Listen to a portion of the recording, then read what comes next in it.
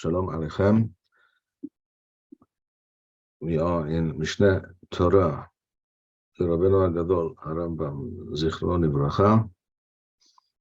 Hilchot Talmud Torah, Perek Beth, second chapter, Hilchot Talmud Torah, Halacha Dalet, or Gimel, depending on your edition. And I will share the screen with you here.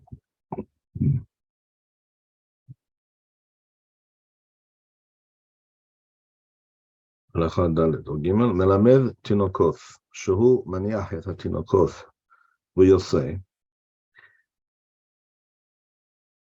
a teacher of young children. The word tinok in modern Hebrew refers to a baby only, but Lashon Hazal, the word tinok refers to children essentially up to the age of bar mitzvah. So a teacher who shum maniach et hatinakot yoseh.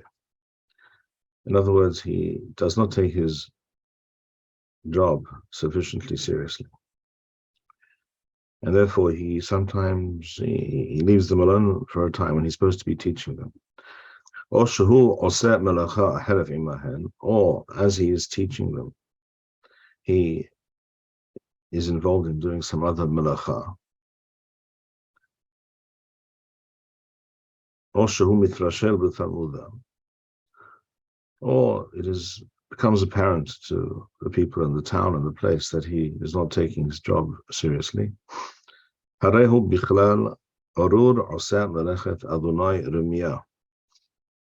in Yirmiyahu says, "Cursed is he who does the work of Hashem dishonestly." In other words, this is Melechet Hashem. Teaching Torah to young children is one of the central pillars, perhaps the central pillar of Torah, of the Jewish people's existence as a Jewish people. And therefore, no laxity and certainly no dishonesty can be tolerated in this context.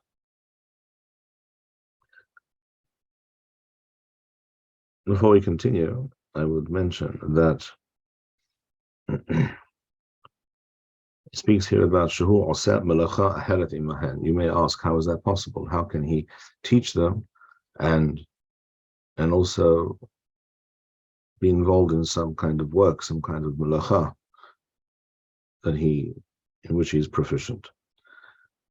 So, for example, I will tell you that a certain Temani Jew with whom I became friendly, he sat next to each other in the Beth Knesset, in the Temani Beth Knesset, near my home in Yerushalayim. He told me that when he was a young boy, when he would come home from school, his father was a silversmith and a goldsmith, as many Jews in Teman were. And he continued in that melacha when they came to Eretz Yisrael. When he would return from school, he would I don't know, he was forced to, or he was just expected. This is how it was done. He sat next to his father, who was sitting on the floor, as I understand it, also in a classical fashion, and working away at his gold or his silver, whatever he is producing whatever he was producing. And because his father, who was not, by the way, I think a great Chacham, but a good Temani with a proper Temani background, so that he knew how to read from anywhere in the Torah perfectly. He knew the Ta'amim, he knew the Nikud, etc. perfectly. And his son would sit next to him, this friend of mine, and he would read from the Taj, from the Chumash. And if his father was busy working away, but he heard and listened to what his son was reading, and if he made a mistake, he said, no, that was wrong, and correct him. So it is possible to engage in certain kinds of work if you are sufficiently baki, sufficiently knowledgeable. It is possible to do such a thing. But even that is not allowed if you are an official teacher of school children, because then you have to give it your all, your full attention and your fullest effort. לפיכך, says Rambam, אין ראוי להושיב מלמד אלא בעל יראה מהיר לקרוא ולדקדק. The first and major subject matter for teaching young children, as we have discussed before, is Tanakh, teaching them to read the Tanakh. In ancient times, if there was a book at all, when it comes to Tanakh, there usually was some written text, but it was without nikud, without ta'amim. It was not vocalized, and this was taught by the teacher. So he would read the pasuk, he would chant the pasuk correctly, accurately, and the children would repeat after him from the text, which did not necessarily have the nikud. It's also possible to do it with a text which is menukad, which does have vowels and ta'amim. In other words, the children will have a humash or a taj before them, and the teacher will read the pasuk, and then the class will repeat it after him. And you need someone who is mahir likroth, in other words, who's baki, not someone who's coming across this pasuk for the first time. This has to be something that he knows already well. And the dakdek, he has to be precise. It's very important that the teaching be precise. How to read precisely, correctly, is one of the most essential skills, which I might mention is unfortunately somehow lost on many Israeli school children. Unfortunately, we see this, and not just children, adults as well. Unfortunately, we see this. I've seen this on numerous occasions at a wedding, when a certain person, a relative or whatever, a friend or whatever, is called to the chuppah to recite one of the Sheva Berachot. If it is a person who is not dati, who is not religious and unfamiliar with the bracha, and even someone who is familiar with the bracha, they usually have nowadays these laminated cards or something. Each person gets the card with the text written on it, and it's written there in front of you, fully vocalized, all the vowels you could wish for. All you need to do is read it. So you take a bracha like where you have the words Kesamehacha Yasirecha Migan Edan Miqadam. I don't think I've ever seen a person, a Chiloni Israeli Jew, who was capable of reading that correctly. And I must have seen this probably, at least 20 times. To read Kesamehacha, or however you want to pronounce the vowels, it doesn't matter, but just to read it phonetically, correctly, syllable after syllable, Kesamehacha, it just doesn't happen. Even though it's menukad, it's fully vocalized. It comes out as Kesimha, Kesacham. They usually stumble over the word. Very often they don't even get it right, even after a number of attempts. This has everything to do with the way people are taught to read and the general laxity with regards to reading precisely, which is the opposite of what we just read here. The teacher has to be someone who is baki, someone who is proficient, and is medakdek. He has to be precise. The children have to know that reading imprecisely is not reading. Of course, in Hebrew, the smallest difference, even in the vowels, can make a world of difference. Ya'aseh or ye'aseh. right, is a huge difference. One is he will do, and the other is it will be done. So, and the same, of course, is true of the ta'amim as well, which is really part of learning how to read correctly. All right, we continue. Here, Rambam says, now this is halacha gimel or daled. Umisha enlo isha. A young man, it's usually the teachers of children were usually young men. It doesn't have to be a young man, but frequently it was. Misha eno isha, he was unmarried. So a man who is unmarried, lo yelamed tinokoth, he should not be appointed the teacher of children. Mipnei imotehen shehen ba'im esa benehem, because the mothers often come to the school to pick them up, to bring them lunch, to whatever it is, something happened, the mother has to come. So there will be this interaction with the mothers. That is to be avoided. So therefore, he has to be married. V'chen isha lo telamed tinokot mipnei avotehem shehen ba'im esa banim. And the same is true in the reverse. A woman, even if she's knowledgeable, knows how to read, and she knows her Tanakh very, very well, and she can teach the children, because whether she's married or not, she should not teach the children, because the fathers who frequently come to the school.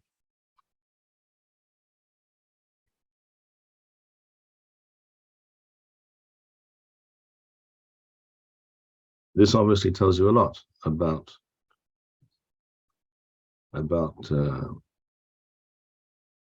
certain basic societal norms of interaction between the sexes. This is not politically correct, obviously, in today's world, which is in which everything has all norms and basic standards have broken down. But this is the approach of the Torah. This is based on explicit statements in the Mishneh and the Parental in Masechet Kiddushin. Okay, we continue. Halacha he. 25 תינוקות למדים 10 מלמד אחד. Chazal also gave very specific instructions with regards to how teaching should be done, how the school should be run. So here it says that there can be up to 25 students in the class if there's one teacher.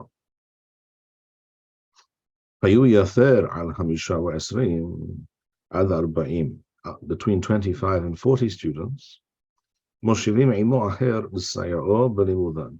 he has to have an assistant. If there's more than 40, then the class has to be divided into two classes of 20 plus.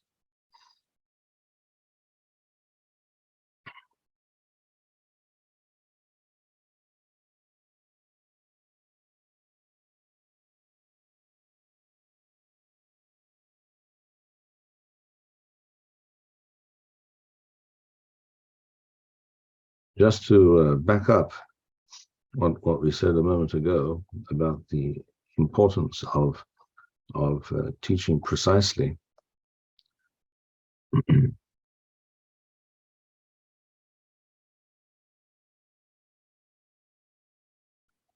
to show you something else. Yes, here in Hilchot Sechirut Perek Asiri, at the end of the Perek, I'll share it with you now. The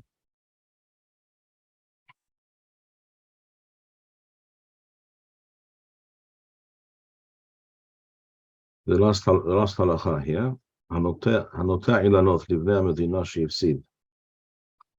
In other words, a person was hired to do. We're talking about people being hired to do a certain job, and they're not performing their task properly. וכן טבח שלבני העיר שניבל הבהמות. So we're talking about some kind of a gardener who's supposed to plant trees for the town, for the townspeople. A butcher who is supposed to be in charge of the shehita, of the slaughtering, what have you, and he causes animals to die, to be inedible. They're not kasher because of something that he did. Makiz dam shehaval, and a bloodletter, which was a recognized form of medical treatment, who, instead of performing his task properly, caused injury to people. Hasofer sheta'a v'shetaroth, and a sofer, that is to say, a scribe, whose job it is to draw up contracts and various legal documents, who makes mistakes, and this is a serious matter, because if for example it says, the document states that he made a mistake with regards to the date, for example, then this impacts the question of who is liable to pay the debt if the debt is not paid, depending on the date, depending on when the person bought something from the other person. In other words, if a person bought a field from the person who needed to pay this debt, and this person bought the field, whether it was bought before or after makes a difference to the question of who has to pay if there is the default on the debt. Umelamed tinokoth, and for our purposes, melamed tinokoth, a teacher of young children, shepasha b'tinokoth v'lo limed. Either he did not teach them properly, as we said, he took time off. He's constantly coming late or leaving early, or in the middle he disappears for a time when he's not supposed to be doing that.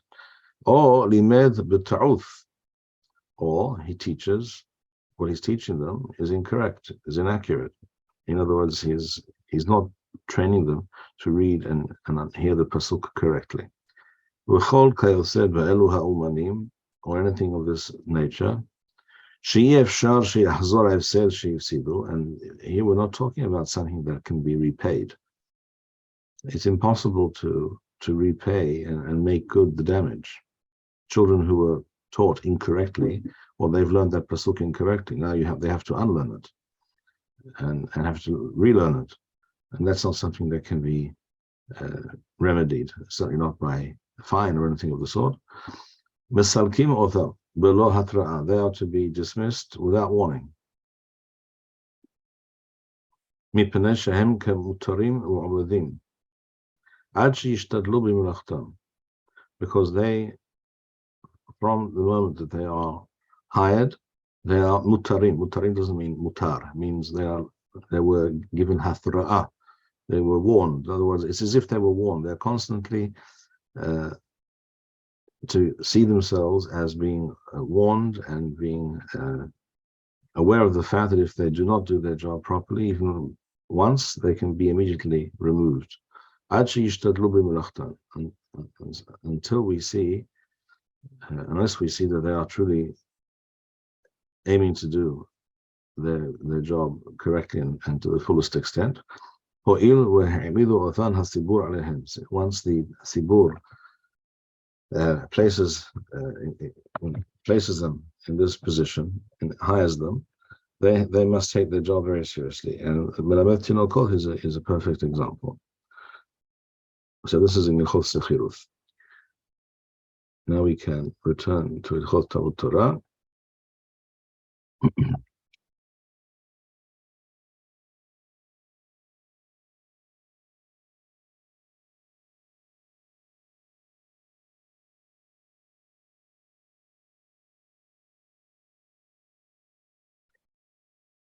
All right, halacha well.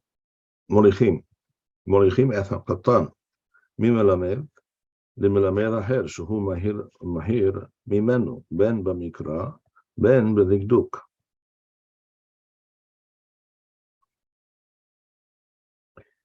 In other words, and I'll explain in a moment, when is this the case?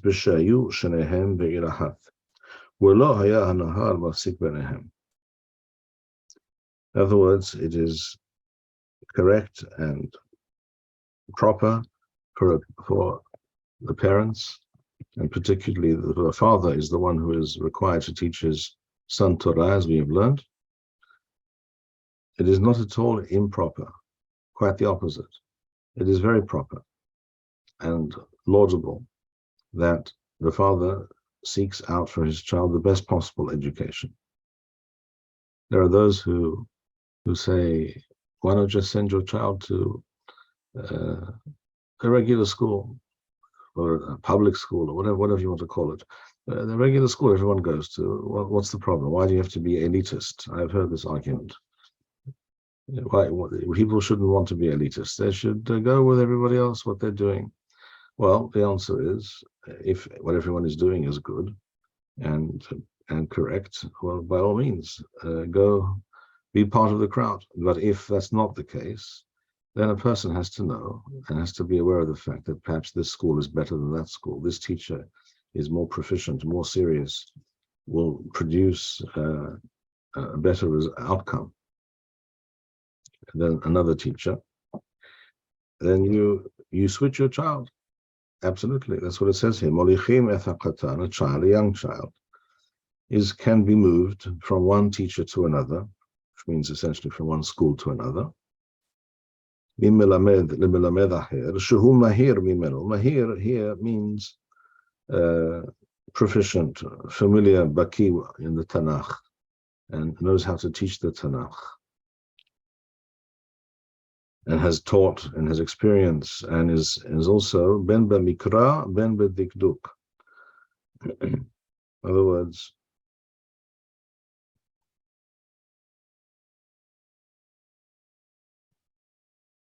whether we're talking about familiarity with the text or precision, reading correctly, precisely. And again, these things were often, in ancient times at least, we're talking about texts that was before both the teacher and the student was not menukav, without ta'amim. So how he taught the children depended on how well he knew the text. If he knows how to read these pesukim in Yeshayahu accurately, precisely, from a Megillah, where only the words appear, like in the Sefer Torah, well, that's one thing. And if he doesn't remember exactly always how the pasuk goes, where the ta'amim direct him to stop, etc., well, that's something else. And this is relevant. This is not something of it's not insignificant. It's very significant. So therefore, it is mutar, even correct, to see where the child will learn the best, with which teacher. When is this the case? Here we are discussing a case where they're both in the same town, and there is no river in the middle that has to be crossed to get to the other school. But to take the child from one town to another, or from one side of the river to the other, even if it's the same town, we do not take a young child, a very young child, unless there is a sturdy bridge with which to cross the river. A bridge that is not deemed likely to collapse or be dangerous. So we also take into account the welfare and the physical and emotional reality of the child. So if the child is very young and schlepping him to another town, to another teacher, let's say today we're talking about commuting to another place, which may be quite a long way, in order to be in a better school, that's a perfectly correct and proper thing to do, but not when the child is 6 or 7. Perhaps when they're 10. then it's correct to do so. But to overly burden the child with terribly long commutes or other difficulties, and certainly to endanger the child, such as crossing a river where the bridge is not considered to be a sure thing, then no. Because we're talking here about sakanat nefashot. Okay. We continue. Halacha Zayin, the end of the parak. Ehad mi bnei mavoi shebikesh lehe'asot melamed. The word mavoi is like is another form of the word mavo, which means basically a lane. In other words, you had the main street, and from the more major thoroughfare, you had smaller streets branching off in different directions. And that's called a mavoi. So on the one side, it meets Reshut Rabim, the main thoroughfare, and off this mavoi, you had entrances to courtyards, and in the courtyard you had a number of houses. That's how things frequently were built. The haser is common property, is shared by the residents of that haser, of that courtyard, and all of the people of all those courtyards and all those houses within those courtyards have use of this mavoi. So the halacha states, "Echad mi bnei mavoi." So if one of the residents of this mavoi, of this small street, he wishes to open up a school. Often it was done in the home, or outside the home in the courtyard, or in what's called an achsadra, outside in front of the house. You had a kind of porch, in other words, an area that was covered by the roof, but wasn't surrounded by walls. It wasn't usually some official school building. Sometimes it was done in the Beit HaKnesset, of course, in the shul, and some Beit Midrash. So here we're talking about a person doing it in his home. Afilo echad mi bnei haser. In other words, even if we're talking about a person in your courtyard who wishes to open up a school to teach children, en yucholim shecheno limhoth or lemahoth biyado. His neighbors cannot complain and say, no, we don't want this because it's going to cause noise.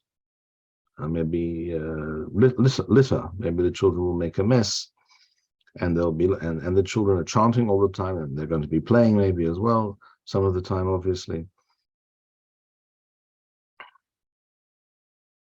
And you might think that the neighbors have a good a valid argument why they don't want this to be happening in their courtyard. It will cause noise and disturbance. It will be less desirable for them to live in this particular courtyard or this home. Nevertheless, they are not able, according to the Torah, they are not able to prevent him from doing so. Why is this? Rambam explains in his Hilchot on the Mishneh. Let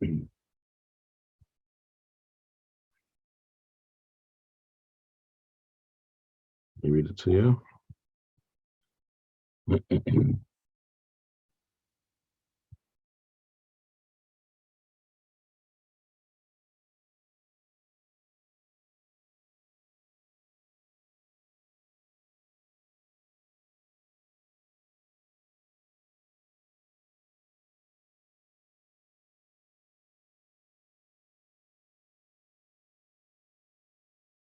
The Mishneh here in Bava Batra, Perek Sheni, Halacha Gimel, Chapter 2, Mishnah Gimel, states, Anuth shebahaser, if a person opens a store in his courtyard to sell whatever it might be, Yachol limchot biyado, v'lomar lo, Ini yachol lishon, lo mikol hanichnosim, v'lo mikol hayotzeim. Because all of the activity going there, the people entering and leaving and buying and maybe haggling and schlepping and moving, whatever it is. This disturbs me. I can't rest. I can't sleep. It drives me crazy. This is a valid claim.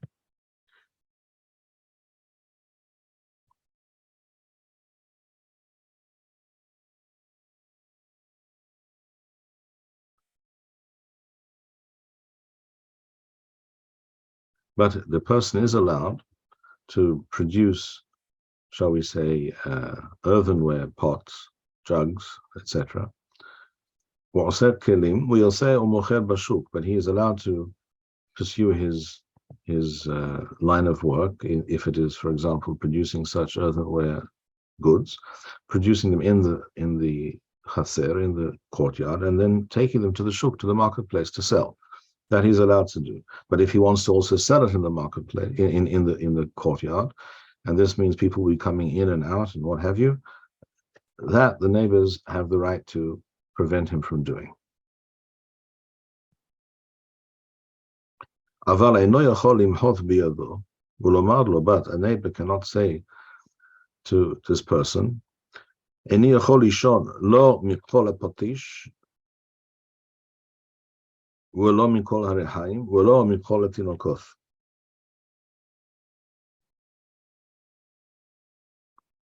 cannot say, I cannot, because of when you produce your goods that you're making here, you use a hammer, there's something, some machine that makes noise, such as a rehaim, in other words, a mill.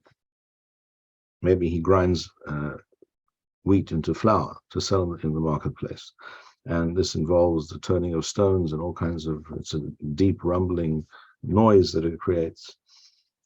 This is something which is essential to life, and the person cannot claim, I don't want you doing this here.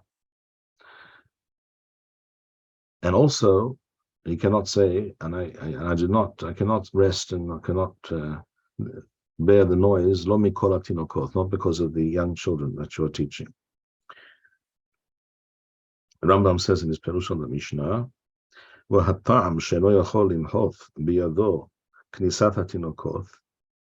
the reason he may not, his claim is not considered a valid claim. The Beit Din will reject this claim and will not tell the person to stop teaching Torah in the Chaser. Even though people are entering, the mothers and the fathers are coming and the children are coming and going, and there is noise, no question about it. The reason it's an unacceptable or unrecognized claim is so that Torah will be taught in Am Yisrael without hinder. And therefore Rambam adds, En hadin hazeh ela b'melamed tinokot Torah. This halacha, or this Mishnah states, applies to a person who is teaching Torah. But if he's teaching arithmetic or handasa or geometry, mathematics, he may tell him, he may say, and his claim is a valid claim. This is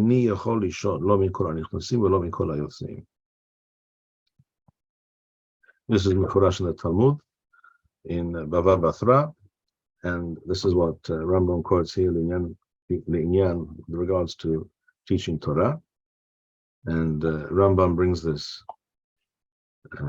again, I will show you. I said Hilchot Sechiruth, I meant Hilchot Shechenim. Hilchot Shechenim, Perek Shishi.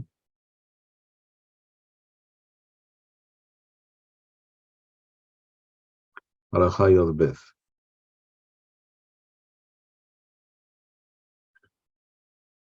Here it is before us. Hanuth Shebechaser. This is the Lashon of the Mishnah that we just saw. A person has some kind of a store or business in the courtyard, which he shares with others. Yicholim hashechenim nimahot b'yado v'lomar lo. The neighbors may say to him, we object. En anu yicholim lishon mikol hanichnosim v'hayotzim.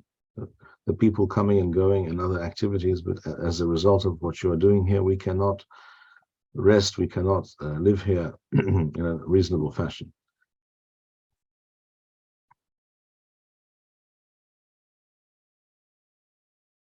So this, if has opened up some kind of store where he both produces perhaps his goods, and then people also come to purchase these goods in the courtyard, they may object because of the noise and the dirt and what have you. So they can tell him, no, you can do your work here. We cannot prevent you from doing that, but you must sell it in the shuk. In other words, you have or open up another store somewhere else where you sell these products. But they cannot say to him,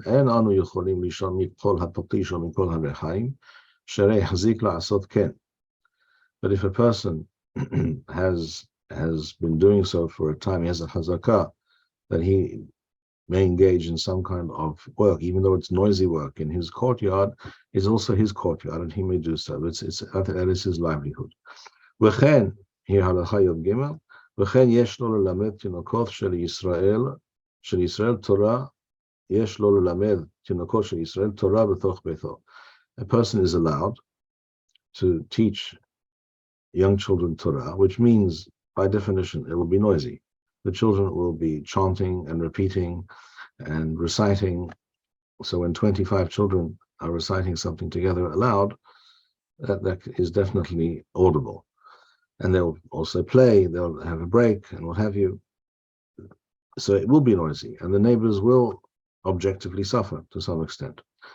ואין השותפים יכולים למחות בידו ולומר לו אין אנו יכולים לישון מכל התינוקות של בית רבן. This they cannot say. So this is halakha l'ma'aseh, also appears in the Shulchan Aruch. So we see the tremendous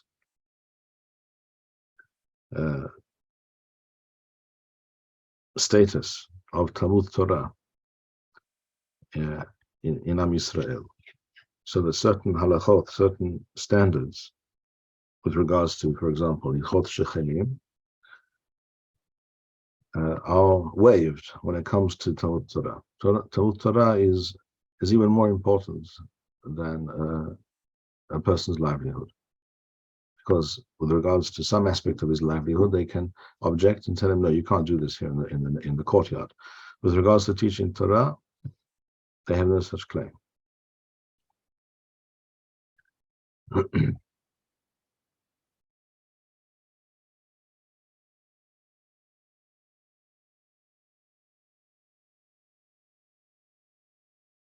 All right, so Rambam ends this perek and says as follows. So he said that the neighbors may not object, may not prevent him from teaching Torah in his home or in the courtyard. וכן מלמד תינוקות שבא חברו ופתח בית ללמד תינוקות בצידו. Similarly, if there is one person teaching tinokot, in other words, young children, teaching them Torah in his mavoi, in his street, and even in the same courtyard, and someone else comes along and does the same thing, they also want to open up a place to teach Torah to young children. וכן מלמד תינוקות שבא חברו ופתח בית ללמד תינוקות בצידו, next door to him. And this even is true if the person is not from this street. He wants to open up a place to teach in the same street or the same courtyard even. He hires a house from someone to do this, shall we say. He doesn't actually live in the street. He may live a few streets away. He may live the other side of town. Nevertheless, so that other children, not the same, he's not going to steal the Talmidim, so to speak, from the students from the first teacher, but he will teach other children. Or even if it will result in children moving from one school to the next, he cannot object and claim that you are harming my livelihood, because such a halakha is true under certain circumstances. If you have a particular kind of artisan, let's say a shoemaker, in this area of town, this street, and he's providing the shoemaking services for the local people, and another person wants to open up a shoemaking store right next door or in the same area. So depending on certain parameters, the person can be prevented from so doing because he will harm the other person's livelihood. When it comes to Torah, this is not so.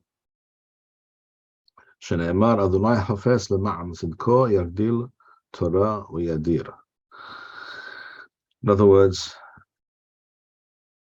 the more Torah, the more teaching, the more people trying to get into this market, and if they think they're capable and they will be successful, they are allowed to open up a new school.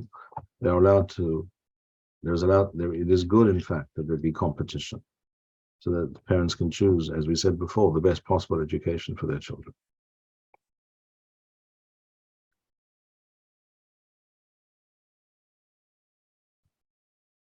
So we will begin we will begin with the first halakha of the next parak. Parak Shalishi, Hilchot Talmud Torah, halakha Aleph. Rambam states, Bishalosha Katharim Nichtaru Yisrael. Am Yisrael were crowned by Hashem, literally with 3 crowns. In other words, 3 types of gedulah, of status, things that confer status and importance and honor to a person. Kether Torah, one is the kether, literally the crown of Torah. In other words, a person who has knowledge, true understanding of Torah. Kether Kahuna, there is also a Kohen, who's not maybe even necessarily a Chacham, although it was usually the case, it was supposed to be the case that Leviim and Kohanim were Chachamim, and they were usually able to spend more time studying Torah. But Kahuna by itself, in and of itself, is a kether, is a crown, is something which adds a status and importance to a person. V'cheter malchuth, and also there is the concept of malchuth, of national leadership. Excuse me. So we have Torah, Kahuna, and malchuth. Torah and Kahuna both are related to the spiritual realm. Malchuth is related to the more mundane realm and aspects of Am Yisrael's existence. Kether Kahuna, Zacha bo Aharon and his descendants receive the Kether of Kahuna, and a person cannot purchase this status or this reality of being a Kohen. Shneimar v'hayafa lo u'lizar'o aharo barith kahunat olam. This is something which you inherit. Either you're a Kohen or you're not a Kohen. Not like the congregant who once went to the rabbi and said, I'd like to be a Kohen, how much does it cost? That doesn't work. Kether Malchuth, Zachabo David HaMelech and his descendants, L'chatchila, under normal circumstances, when we have descendants of David HaMelech who are Ru'im LaMalchuth, who are worthy and fitting to be leaders of the Jewish people, then they have it is their prerogative to be the leaders of the Jewish people. If no such people are available at this point for whatever reason, then anyone who is worthy and fitting and capable is kasher to be a melech. That's true. It says in the Talmud, Kol Yisrael kasherim lamalchuth. But l'chatchila, David HaMelech and his descendants, zachu, they receive this greatness and this privilege from Hashem. Shneimar zar'o la'olam yihya v'chiso chashemesh negdi. In other words, like the sun is constant and doesn't just disappear one day. It's always there and it's always shining. So is the malchuth. These 2 things are by inheritance. Kether Torah harehu munah v'omed. However, Torah is different. The Torah is there for all. Munah v'omed. It is placed before all of Am Yisrael. The Torah is there in place before every Jew. And of course, as we are discussing in these halachot, every Jew is to be trained in Torah from a very young age. And in the first place, that means to become familiar with the Tanakh. Ben Hamesh la Mikra, and then later Ben Asa la Mishneh. So the Torah is there for all. Umuchan lakol, sheneemar morasha chilat Yaakov. It is an inheritance for all of Am Yisrael. Kol mi sheyirtzeh yavo v'yitol. Any person who truly wants to study Torah is able to do so, and is encouraged to do so. Yes, it is true. Some people have it easier than others. This is true on many levels. First of all, one person might be more intelligent, may pick up things much faster than another person, and therefore he has to expend much less effort to learn. And other people discover that, so I haven't got that raw talent, that amazing mind. I wasn't born with the mind of this person over here. But if you are sufficiently diligent, then this can be overcome, at least in many cases. It is said about the Chazon Ish Zitzal that he said about himself when he was young, he said he was very average, but he simply didn't get off. He didn't get off the bench. He didn't get off the wooden bench in the yeshiva. He just kept plugging away, and Hashem gave him beracha. Hashem was gidolo v'hechkimo, and granted him wisdom and understanding. So sometimes it is innate ability, and sometimes it is gained by much effort. It is also true that one person might be brought up in a certain community or time or place, and Torah was essentially something he had never heard of, and was unable to know anything about until a later age, shall we say. And this, of course, is very relevant and very real for many people today. But that is not an excuse. It is a handicap at first, no question, but it is not an excuse. And a person can study Torah and succeed, each according to his ability and each according to his yearning and true desire and effort that he's willing to invest. That's what Rambam says, Kol mi sheyirtzeh yavo v'yitol. Tov, we must stop here for today. Heyu beruchin, hizku v'yames levavchem kol hameyaharim l'Adonai. Shalom, shalom. Thank you, Rabbi Bar-Hayim. We would like to encourage our viewers to share these videos with friends and send in your responses. We would also like to suggest the following opportunity to our viewers. If you identify with Rabbi Bar-Hayim's message and would like to sponsor or dedicate a video interview with the rabbi in honor or memory of a loved one, if you would like to obtain Birkon Nusach Eretz Yisrael or invite the rabbi for a speaking engagement, please email us at office@machonshilo.org.